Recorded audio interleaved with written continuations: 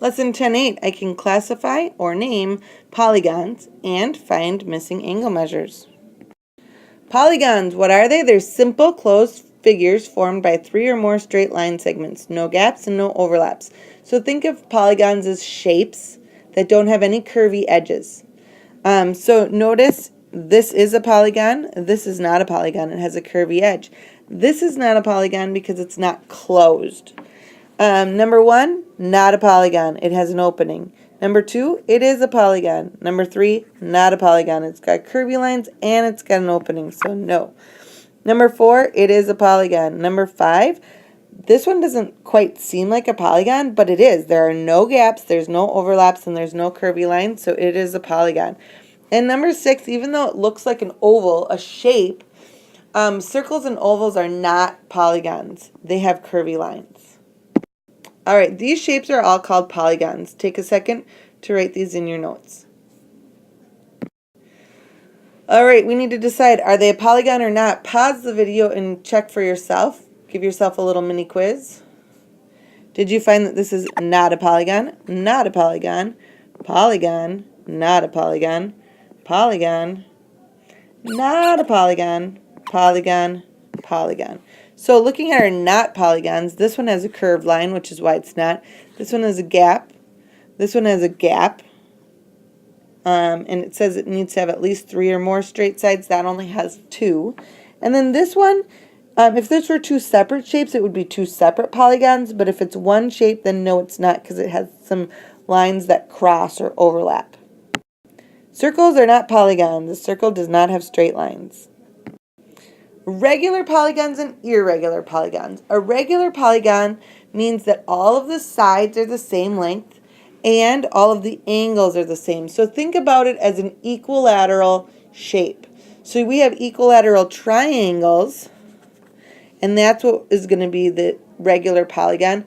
But we can have an equilateral quadrilateral, which is going to be our regular polygon, which is a square.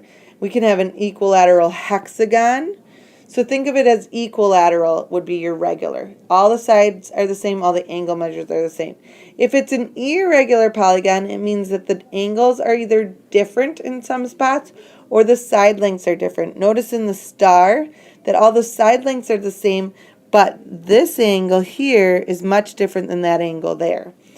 For the trapezoid, same thing. Angles are different, side lengths are different. For the rhombus, the angles are different, but the side measures are the same. So a regular polygon is a polygon in which all sides are congruent and all angles are congruent, which means the same. All right, pause the video and tell whether these are regular or irregular.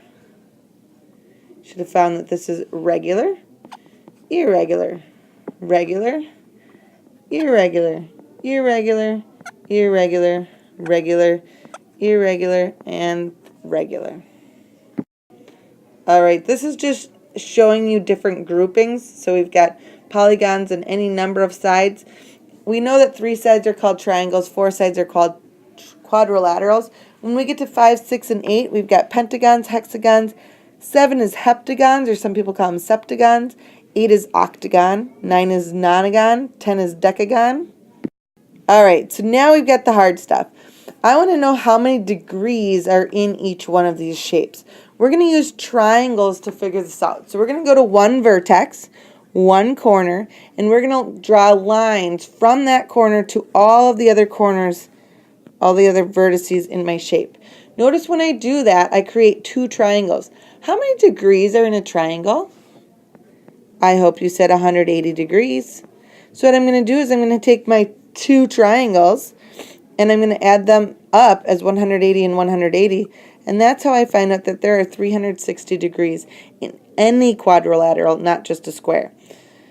So the number of angles, there are 4 angles. In each one of these of a regular polygon, I'm going to have 90 degrees if I split those degrees up equally. Let's do a pentagon. Remember, a pentagon is a 5-sided shape. So I'm going to start at any one of my vertices, and I'm going to move to all of the other vertices. And now I have 3 triangles. 3 triangles, I'm just going to take 180 times 3, which is 540, split it between 5 angles equally, and each angle would be 108 degrees.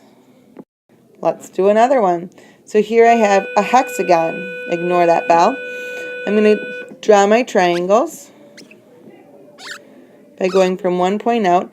Notice that we increase one triangle every time we increase by a side. So I have 4 triangles. 4 triangles times 180 degrees is 720 degrees totally. There are 6 angles in my hexagon, and if I divide it evenly, that's 120 degrees for each angle. Alright, let's count. 1, 2, 3, 4, 5, 6, 7. This is a heptagon or a septagon, 7-sided shape. So I'm going to draw lines and draw out my triangles.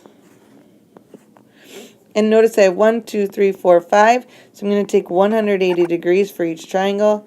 Multiply that by 5 to find out how many degrees do I have in this entire interior of my shape, and that's 900 degrees. I have 7 angles, so if I take my 900, divide it evenly amongst my 7, this one comes out really yucky, but I'm going to call that about 128 degrees. All right, have a good night.